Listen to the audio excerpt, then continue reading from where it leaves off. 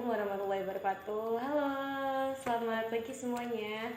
Di sini saya Cantika Yanwardani, mahasiswi semester 5 Prodi Kesehatan Masyarakat Universitas Pekalongan.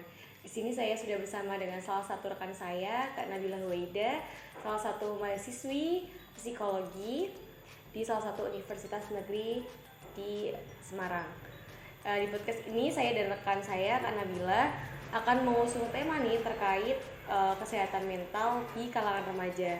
Nah, sebelum kita bahas nih, kita kenalan dulu lah ya sama Kak Nabila sendiri. Halo Kak, apa kabar? Halo Cantika, alhamdulillah baik. Wah, nih seneng banget nih bisa diundang jadi partnernya Cantika di podcast. Iya dong, sesuai dengan tema nih, dengan jurusan Kak Nabila juga kan psikologi, kita akan bahas mengenai apa saja sih kesehatan mental itu. Dan boleh nggak sih Kak, kita intermezzo dulu ya, dijelasin apa sih sebenarnya kesehatan mental itu? Oke, jadi secara garis besar aja ya, kondisi mental kita dikatakan sehat itu kalau kita mencapai kesejahteraan diri. Jadi kita itu mampu menyadari potensi diri kita, terus kita juga udah bisa untuk menghadapi tantangan-tantangan dan juga tekanan di dalam hidup kita. Terus kita juga menjadi orang yang lebih produktif. Terus kita memberikan kontribusi untuk lingkungan sekitar kita gitu. Jadi aku garis bawahin ya di sini bahwa beda banget antara mental yang sehat itu bukan berarti bahagia terus gitu. Mungkin di luar sana masih banyak orang yang mispersepsi bahwa kesehatan mental itu berarti kita harus bahagia terus, enggak gitu. Jadi sebenarnya kesehatan mental yang sehat itu beda dengan mental yang bahagia terus, itu bukan seperti itu gitu. Betul. Ternyata kesehatan mental tuh penting ya. Terus lalu ya Kak, di lingkungan masyarakat kita sendiri kesehatan mental itu masih kayak sangat awam gitu loh, sangat tabu untuk dibahas. Nah, tanggapan dari Kakak sendiri sebagai mahasiswi psikolog tuh gimana sih? Iya sih, kalau misalnya kita lihat di masyarakat ya, mungkin masih banyak masyarakat yang belum aware ya tentang kesehatan mental. Ya walaupun akhir-akhir ini aku juga lihat di media sosial terlebih tuh udah mulai banyak banget orang yang aware tentang kesehatan mental. Terus udah banyak tuh kayak campaign tentang kesehatan mental kayak gitu, dan itu merupakan progres yang bagus sih menurut aku ya, karena itu bisa menjadi sebuah kayak pintu baru buat kita untuk bisa lebih mengedukasi masyarakat tentang kesehatan mental ini gitu. Oke Kak, lalu apa sih Kak perbedaan dari mental health sama mental illness sendiri? Pasti kan banyak masih salah tuh tuker-tukeran gitu kan dalam penyebutannya. Itu sebenarnya gimana sih Kak perbedaannya? Oke, jadi kalau secara harfiah aja udah kelihatan nih, kalau misalnya mental health itu berarti kesehatan mental, sedangkan mental illness itu berarti penyakit mental atau gangguan mental gitu kan. Nah, kalau bedanya jelas beda gitu kan. Kalau mental yang sehat itu seperti yang tadi udah aku jelasin sebelumnya secara singkat gitu kan. Nah, sedangkan kalau mental illness itu berarti kebalikannya, di mana di dalam diri seseorang itu ada beberapa kondisi yang menyebabkan munculnya gangguan-gangguan yang akhirnya itu justru menghambat aktivitas dan juga istilahnya kayak kehidupan kesehariannya itu jadi mulai terhambat seperti terganggu itu. Gitu ya? Jadi terganggu. Oke, untuk mental illness sendiri tuh sebenarnya ada berapa macam sih Kak? Apa jenisnya? Terus jenisnya itu yang paling sering ada di fase remaja menuju dewasa tuh apa aja sih Kak? Oke, kalau jenisnya jelas banyak sekali ya. Ada yang mulai dari gangguan psikotik itu yang mungkin yang sering kita temuin itu skizofrenia gitu. Terus kalau di remaja-remaja ini, remaja menuju dewasa ini biasanya yang banyak itu ada gangguan depresi, kemudian kecemasan, kemudian juga PTSD mungkin pernah dengar ya. Terus juga OCD pernah dengar. Nah, itu juga gangguan, contoh-contoh gangguan yang sering muncul gitu. Jadi kalau di remaja itu kebanyakan yaitu yang berhubungan dengan kecemasan dan depresi, stres ya, seperti itu. Nah, lalu apa saja sih faktor-faktor mungkin yang menyebabkan dari mental illness itu sendiri tadi disebutin faktor-faktornya gitu? Kalau faktornya jelas banyak banget ya. Yang pertama faktor biologis bisa mempengaruhi. Jadi ada beberapa penyakit mental yang memang itu tuh ternyata ada hubungan biologisnya gitu.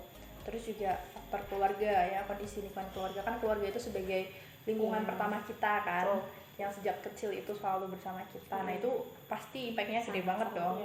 terus juga lingkungan masyarakat itu juga berpengaruh, terus juga kayak sosial budaya yang ada di apa ya, yang ada di masyarakat kita itu juga mempengaruhi banget. Jadi kayak norma-norma yang berlaku itu mempengaruhi banget, bahkan kayak semacam iklim, terus juga kondisi musim itu juga mempengaruhi mental kita loh gitu. Iya sih, kadang-kadang kayak pancaroba gitu ya Kak, tiba-tiba musim hujan terus tiba-tiba panas. Iya juga kalau misalnya kita lihat kayak orang yang hidup di daerah misalnya daerah tropis terus sama daerah yang kutub itu kadang karakteristik itunya tuh beda, kepribadiannya itu bisa beda gitu. Oke, wah luar biasa sekali ya, ternyata banyak banget guys mental illness itu. Nah, bagaimana sih Kak cara mengetahui nih adanya mental illness dalam diri kita? Itu ada gejala-gejala tertentu nggak sih? Kalau gejala-gejala itu bisa untuk bisa tahu itu kita bisa banyak baca dari jurnal-jurnal ya kan, sekarang sudah banyak banget kita bisa mengakses jurnal-jurnal ilmiah gitu. Itu kita bisa baca-baca dari situ, terus kita jadi lebih apa ya, mengenali diri sendiri aja gitu. Kayak misalnya nih kayak perasaan cemas gitu, sebenarnya perasaan cemas itu kan normal ya, wajar kan, semua orang pasti pernah merasa cemas. Betul. Nah tapi mungkin ada nih orang yang kok aku ngerasanya kayak kecemasanku berlebihan ya gitu, atau kok aku merasa ada yang aneh gitu. Nah itu mungkin dari situ lebih banyak lagi digali tentang diri kita sendiri gitu. Sebenarnya perasaan kita itu seperti apa gitu. Nah itu lebih banyak untuk perlu disadari lagi gitu. Nah kalau misalnya memang kita sudah merasakan ternyata masalah-masalah tadi itu udah menghambat aktivitas kita dan kehidupan keseharian, nah itu kita bisa banget untuk mulai mencari pertolongan gitu, misalnya dari profesional gitu. Berarti emang benar diri kita sendiri yang tahu bagaimana apa yang kita rasakan gitu ya. Nah, lalu Kak, maaf ya aku menyinggung topik yang sedikit sensitif ini. Kan ada beberapa kasus bunuh diri yang terjadi pada remaja. Nah, apakah kejadian itu tuh bisa dikaitkan dengan masalah mental illness itu Kak? Ini sangat terkait sih sebenarnya ya. Jadi kayak saya pernah baca juga dari bukunya Sandrock itu. Jadi di sana disebutkan bahwa kebanyakan orang yang bunuh diri itu dia memiliki keterkaitan yang cukup erat dengan gejala-gejala depresif gitu. Tapi bukan berarti semua orang yang memiliki gejala depresif itu punya intensi untuk melakukan bunuh diri gitu. Tapi memang ada kaitan yang erat gitu antara kondisi mental dengan kondisi mental atau kondisi psikologi itu dengan intensi untuk bunuh diri seperti itu. Oke. Lalu kalau kita udah merasakan nih adanya mental illness, gejala-gejala itu, apakah kita harus segera untuk ke profesional seperti psikolog atau psikiater gitu Kak?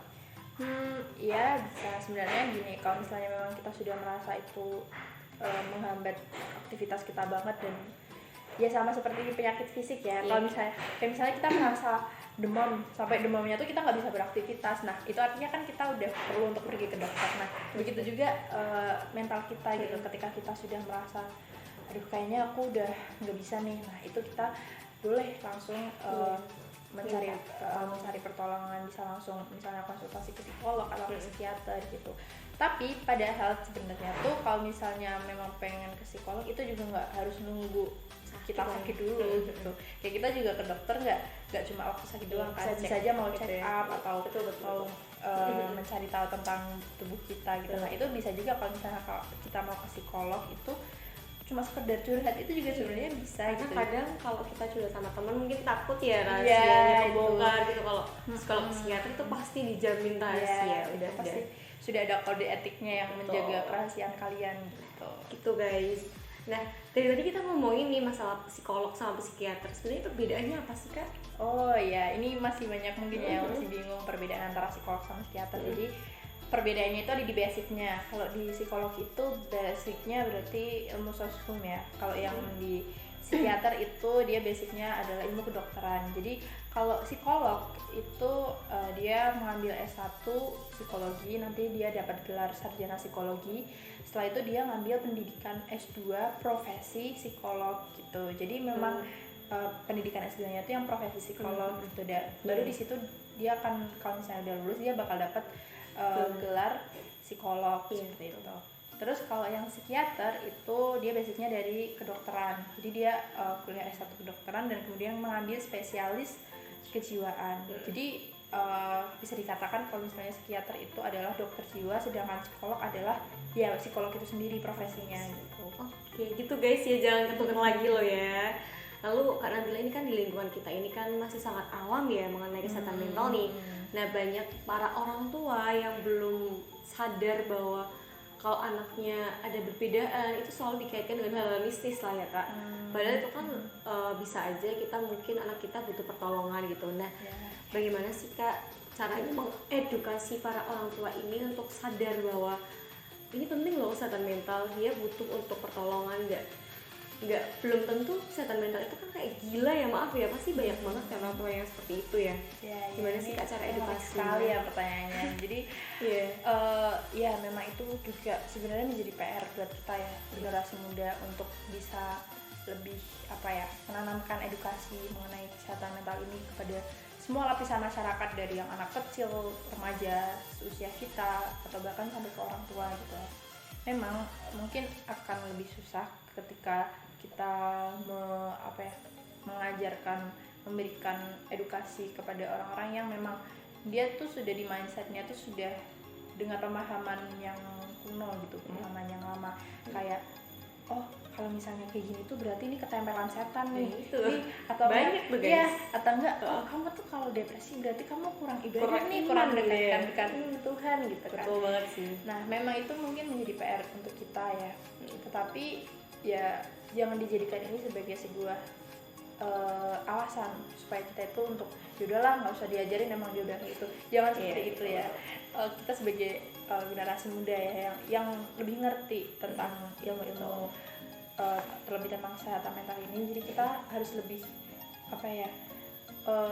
mengedukasi lebih banyak lagi gitu. Jadi jangan berhenti untuk mengedukasi kita semangat ya sebagai generasi muda, biar pandangannya tuh nggak melulu mengenai orang tua, masa-masa tua dulu tuh beda soalnya guys. Nah lalu tidak kalah penting kan ini kesehatan mental dan kesehatan fisik sebenarnya. Lalu apa ada tips gitu Kak, bagaimana cara kita untuk menjaga, merawat mental kita biar tetap stabil gitu? Ada nggak sih? Banyak banget cara yang bisa kita lakukan untuk bisa maintain mental kita ya biar stabil gitu ya, biar nggak cenderung memiliki gangguan seperti itu. Misalnya contoh yang paling gampang itu dengan self care ya, sesuai namanya nih, self care berarti merawat diri gitu ya, merawat diri gitu. Artinya ini bisa dimulai dengan melakukan hal-hal yang sederhana yang bisa bikin kita itu merasa lebih baik gitu. Jadi tujuan self care ini itu untuk mengelola stres dan intinya supaya kita itu bisa merasa lebih lega dan lebih baik gitu.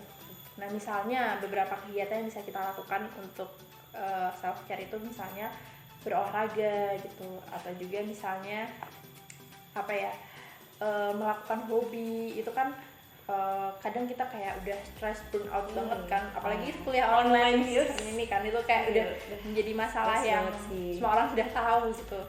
Nah itu bisa kita bisa mulai mengelola stres kita, mengelola tekanan kita itu dari situ, melakukan hal-hal yang kecil yang kita sukai, yang itu tuh bikin kita merasa perasaan kita tuh lebih baik gitu.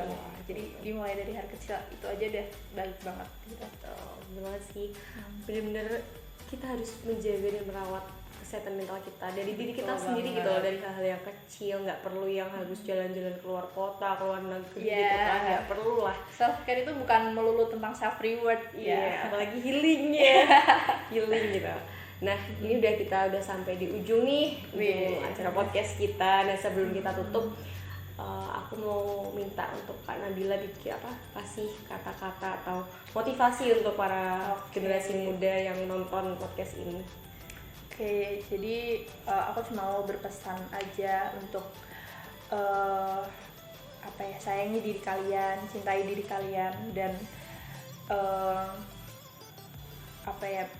sebarkan kebaikan ke orang-orang di sekitar kalian, karena dari hal-hal yang sederhana itu kita nggak tahu, kita mungkin bisa menyelamatkan orang lain, kita mungkin bisa bikin orang lain menjadi merasa lebih baik gitu. Intinya kayak ayo mari bersama-sama kita memberikan pengabdian kepada masyarakat, memberikan peran kita di masyarakat untuk bisa mengangkat masyarakat ini supaya menjadi lebih baik dan lebih sejahtera gitu. Kita bersama-sama ya di sini. Ingat kalian gak sendiri.